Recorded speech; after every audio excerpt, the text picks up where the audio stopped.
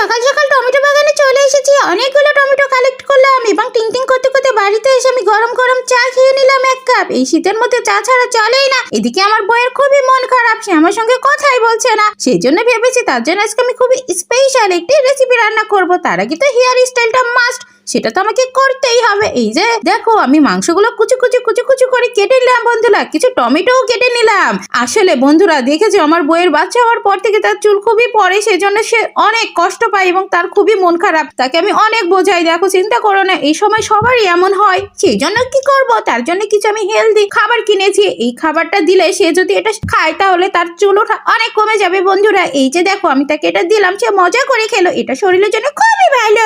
এই যে দেখো, আমার এদিকে রান্না শুরু করে ফেলেছি। আমার রান্নার ভিডিও কি তোমাদের ভালো লাগে তাহলে অবশ্যই জানিয়ে যাও। আর এমন আরো ভিডিও দেখতে চাইলে চ্যানেলটি সাবস্ক্রাইব করে আমাদের পাশে থাকো প্লিজ বন্ধুরা। এই যে দেখো, একটু লবণও দিয়ে দিলাম। আমার রান্না কিন্তু প্রায় শেষ। এবার আমি আর আমার বউ অনেক মজা করে দুজনে মিলে খেয়ে নিলাম। তোমরা কে কে বউয়ের সাথে এভাবে খাবার খাও অবশ্যই কমেন্টে জানিয়ে যাও। এবার আমরা পরিবার সবাই মিলে অনেক মজা করলাম, খেলা করলাম বন্ধুরা। ভিডিওটি কেমন লাগলো?